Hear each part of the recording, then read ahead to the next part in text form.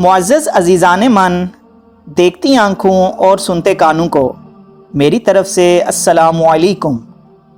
معزز دوستو، آج میں آپ کو حضرت صالح علیہ السلام کی اونٹنی کا ایک سچا واقعہ بیان کروں گا۔ دوستو، حضرت صالح علیہ السلام نے بھی حضرت ہود علیہ السلام کی طرح اپنی قوم کو نصیحت کی، لیکن انہوں نے بھی اسی طرح کفر کیا جس طرح قوم عاد نے کیا۔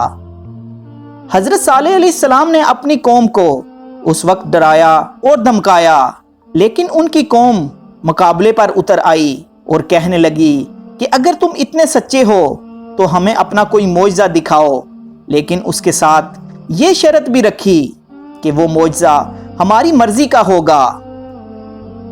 اس ظالم قوم نے آپ کے ساتھ یہ معجزہ طلب کیا کہ آپ اس پہاڑی کی چٹان سے ایک گابن اونٹنی نکالیے جو دیکھنے میں خوبصورت ہو اور ہر عیوب و نقائص سے پاک ہو۔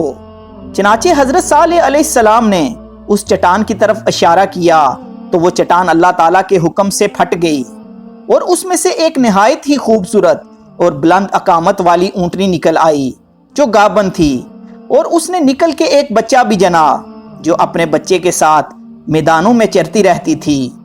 وہ قوم جس بستی میں رہتی تھی، اس بستی میں صرف ایک ہی تالاب تھا جس میں پہاڑوں کے چشموں سے پانی گر کر اکٹھا ہوتا رہتا تھا۔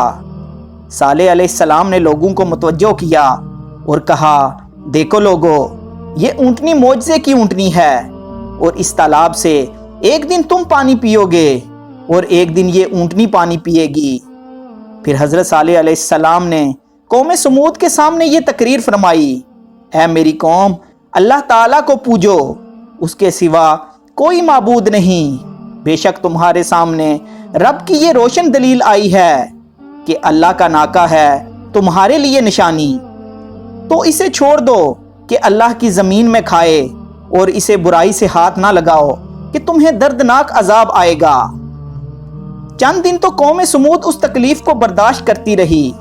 ان کو ایک دن تالاب کا پانی نہیں ملتا تھا، کیونکہ اس دن تالاب کا وہ سارا پانی اونٹنی پی جاتی تھی۔ اب ان لوگوں نے ارادہ کر لیا کہ اس اونٹنی کو ہی قتل کر ڈالیں گے۔ چنانچہ اس قوم میں سے ایک شخص جس کا نام قدار بن سالف تھا، جو سرخ رنگ کا، بری آنکھوں والا اور پستہ قد آدمی تھا، وہ ایک زناکار عورت کا لڑکا تھا۔ وہ شخص ان لوگوں کے کہے پر اونٹنی کو قتل کرنے کے لیے تیار ہو گیا۔ حضرت صالح علیہ السلام اس کو منع کرتے رہے، لیکن قدار بن سالف نے پہلے تو اونٹنی کے چاروں پاؤں کاٹے اور پھر اس کو ذبح کر دیا، اور انتہائی سرکشی کے ساتھ حضرت صالح علیہ السلام کے ساتھ بے ادبانہ گفتگو کرنے لگا۔ چنانچہ ارشاد باری تعالیٰ ہوا کہ بس ناکا کی کوچیں کاٹ دی اور اپنے رب کے حکم سے سرکشی کی، اور پھر وہ لوگ بولے کہ اے صالح، ہم پر وہ عذاب لے آؤ جس کا تم وعدہ کر رہے ہو اگر تم رسول ہو۔ حضرت صالح علیہ السلام کہنے لگے کہ تم صرف 3 دن اپنے گھروں میں رہ لو، اس کے بعد تم ہلاک کر دیے جاؤ گے۔ یہ سن کر وہ لوگ ڈرنے کی بجائے حضرت صالح علیہ السلام کو دھمکیاں دینے لگے۔ وہ کہنے لگے کہ اگر تو سچا نبی ہے تو لے آ عذاب۔ اس کے بعد وہ لوگ مشورہ کرنے لگے کہ آج رات صالح علیہ السلام کو بھی مار ڈالو۔ ان سب لوگوں نے عہد کیا کہ آج رات ہی صالح علیہ السلام کو مار دیں گے، اور ان کے گھر والوں کو یہ بتائیں گے کہ ہم نے ان کو نہیں مارا، اور ان کے سامنے سچے ہو جائیں گے۔ اب یہ لوگ صالح علیہ السلام کی گھر کی طرف چلے۔ ان کا گھر پہاڑ کی چوٹی پر تھا۔ جب وہ لوگ پہاڑ پر چڑھ رہے تھے تب زمین نے ہچکولے کھانے شروع کر دیے۔ اچانک ایک چٹان اوپر سے آئی اور ان تمام لوگوں کو پیس کر رکھ دیا۔ ان 9 لوگوں کے ساتھ ہی اللہ تعالیٰ کے عذاب کی شروعات ہو گئی تھی۔ چنانچہ حضرت صالح علیہ السلام نے اپنے ساتھیوں سمیت اس بستی کو چھوڑ دیا۔ جب صبح ہوئی تو ان لوگوں نے عجیب منظر دیکھا کہ قوم سمود کے تمام لوگوں کے چہرے زرد تھے۔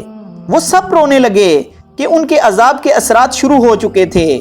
دوسرے دن تمام کے چہرے سرخ ہو گئے اور تیسرے دن سیاہ ہو چکے تھے۔ یہ منظر دیکھ کر سب لوگ چیخ کر پکارنے لگے اور اپنی قبریں کھودنے لگے۔ اب انہیں یقین ہو گیا تھا کہ عذاب کا وعدہ برحق ہے۔ اللہ تعالیٰ نے ان کو باقی قوموں کی طرح एक किस्म का अजाब नहीं दिया था। जैसे कौम नूह को तूफान के ज़रिए हलाक किया, कौम आद को हवा के ज़रिए, लेकिन कौम समूद को अल्लाह ताला ने तरह तरह के अजाब से दो चार किया, इसलिए कि उन्होंने अपनी मतलूबा शर्त पूरी होने पर भी ईमान कबूल नहीं किया था। इस अजाब की इब्तदा जलजले से हुई, जिससे वो अपने घरों में ऊंधे के ऊंधे पड़े रहे। फिर आसमान से ज़ोरदार किस्म की कड़क की आवाज़ आई, जिसने उनके बेजे फाड़ कर रख दिए। एक ही लम्हा में वो सारे एक ही साथ ढेर हो गए।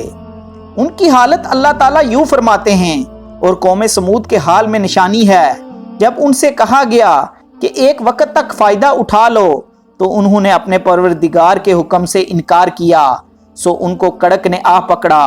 वो ये सब मंजर देख रहे थे, फिर ना तो वो उठने के काबिल थे और ना ही मुकाबला कर सकते थे। इस कौम के आसार आज तक बाकी हैं। मदीना मुनव्वरा के शिमाल मगरब में उनके घर मौजूद हैं। अब ये इलाका मदाइन सालेह के नाम से मशहूर है। कुरान मजीद की सूरह नमल में अल्लाह ताला इरशाद फरमाते हैं, सो ये उनके घर हैं जो उनके जुल्म के सबब से वीरान पड़े हैं। बेशक इसमें दानिशमंदों के लिए इबरत है। अल्लाह ताला ने उनके घरों को निशानी के तौर पर बाकी रखा है, ताकि आने वालों के दिलों में किसी किस्म का शक ना रहे। हिजरत के वक़्त सालेह अलैहिस्सलाम ने फरमाया कि मैंने तुम लोगों की खैर ख्वाही चाही, लेकिन तुम लोग खैर ख्वाहों को पसंद नहीं करते थे।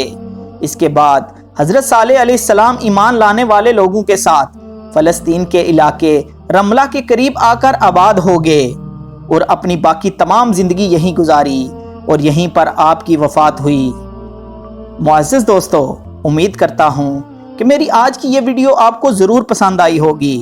अगर आपको ये वीडियो अच्छी लगी हो तो अपनी कीमती राय का इजहार नीचे कमेंट बॉक्स में ज़रूर करें, और इस वीडियो को ज़्यादा से ज़्यादा अपने दोस्तों अहबाब के साथ शेयर करें। शुक्रिया, जज़ाकल्लाह खैर।